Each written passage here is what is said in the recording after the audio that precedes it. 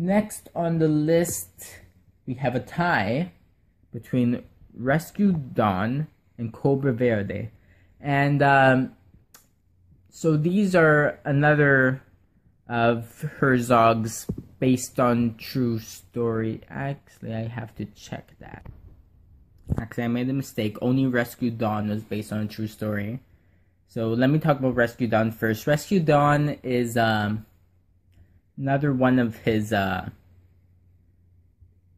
American-based films, and this one is based on the story about a pilot who was a German-American pilot, Dieter, who he actually previously was Werner Herzog made the documentary Lil Dieter Needs to Fly.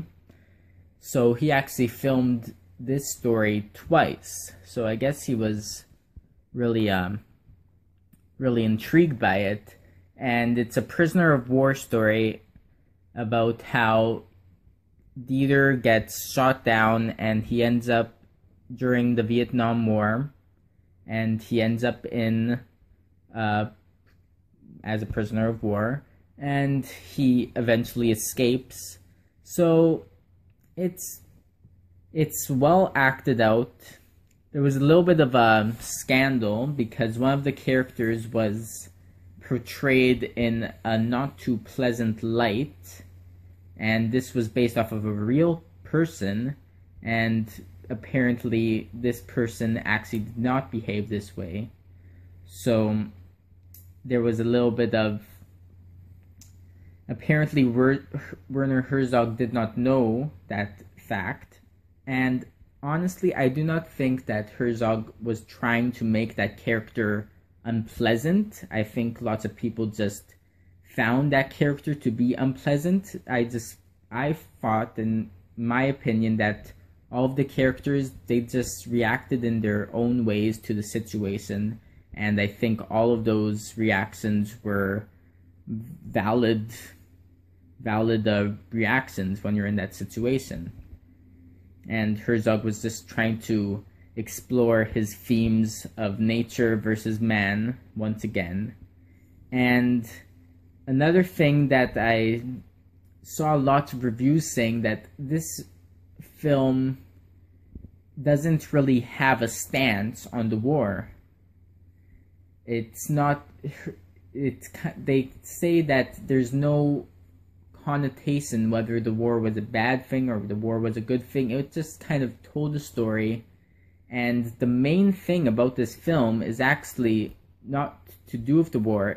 Dieter just wanted to fly. He didn't even care about what was happening. Well, not that he didn't care, but as the character says in the film, now I haven't seen the other documentary, so I don't know all sides of the story, and the character in the film says that he's not going to betray America because America gave him his wings. All that Dieter wanted to do was fly, and it's a touching story. It's a nice little film. It's a good movie. And now Cobra Verde. This was my least favorite of the Werner Herzog Klaus Kinski collaborations, of which there are 5. Once again, it's not a bad movie. Like Rescue Dawn, it's just, when I think of all the other movies in Herzog's auteur, this is not one that I really think about that much.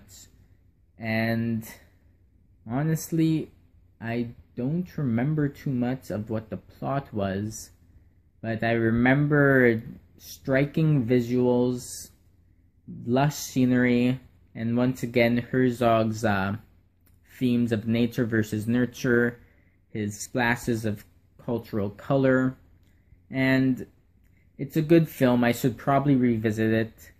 And once again, all of these films after My Son, What Have You Done, they are must-watch Herzog films, and I really enjoyed all of them. but I just don't have much to say about this one. Woyzeck. Woyzeck is another Klaus Kinsley Werner Herzog collaboration, and it reminds me a lot of Herzog's earlier films, like Signs of Life and the Enigma. Well, that's not that early, I don't think. The Enigma of Kaspar Hauser. And the thing I liked about Woyzeck was its slow building pace, and which is common in a lot of Herzog movies. And the climatic scene is one of the best cinematic experiences that I've ever had. It's really well done, really not suspenseful, really well acted. Once again, Klaus Kinsley is a brilliant actor, and he shines in this film as he does in all of Herzog's films. Number 9, Nosferatu, the Vampire. This is another Klaus Kinsley collaboration with Klaus Kinsley as Nosferatu. And this is probably one in my top 5 favorite vampire movies, among which would be the original Nosferatu, the Dracula from 1931, I believe, I can fact check that, and Let the Right One In, which I also saw recently, and First, a Korean movie by the director who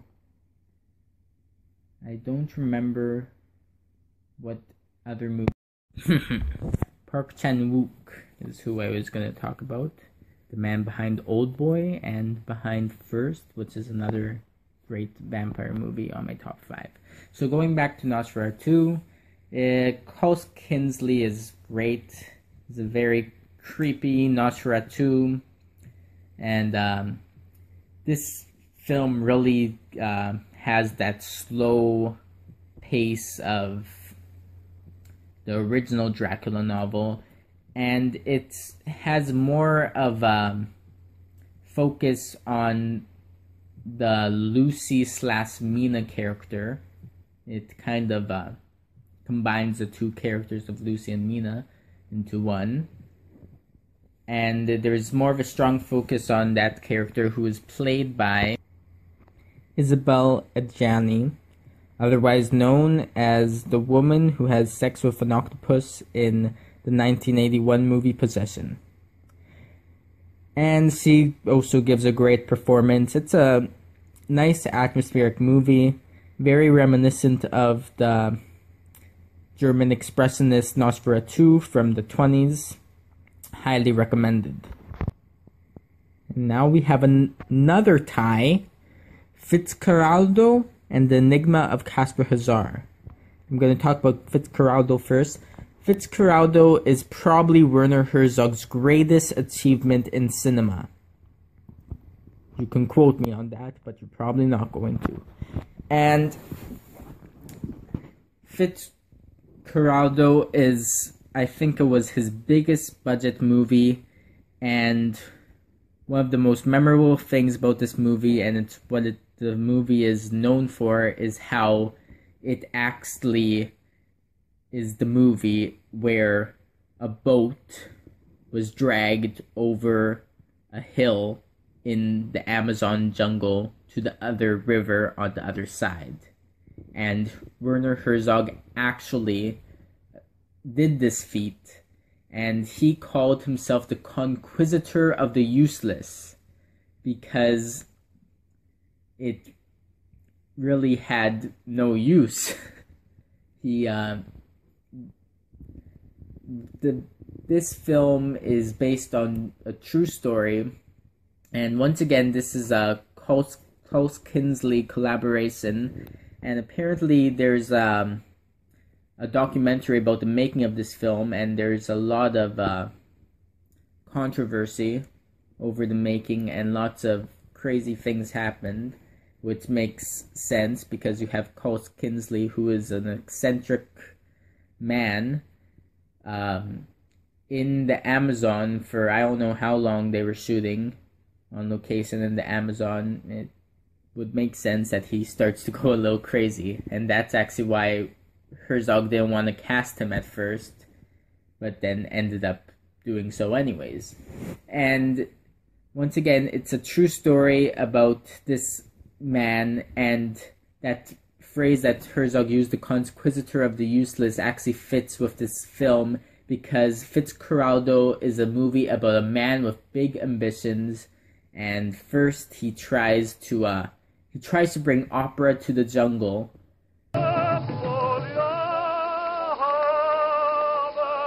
And he wants to build an opera house for the children, and he also wants to make ice, and he has all of these thoughts and ideas, but no one wants to pick them up and give him funding.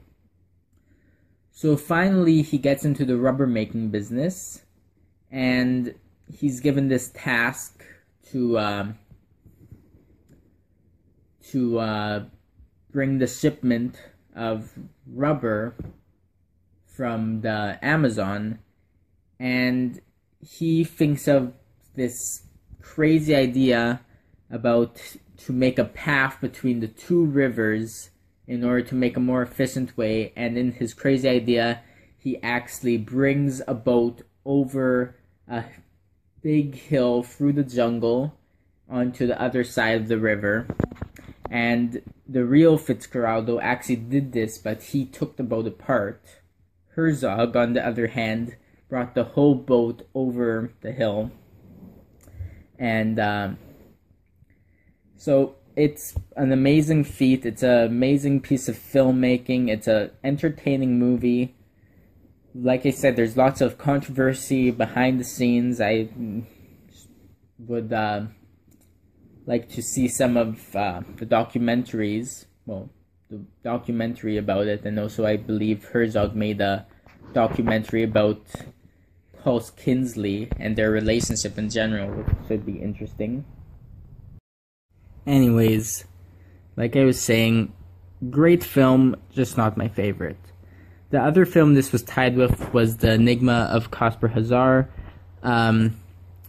This film is another one of the Herzog films based on a true story, except I'm pretty sure that this was proven to be a hoax.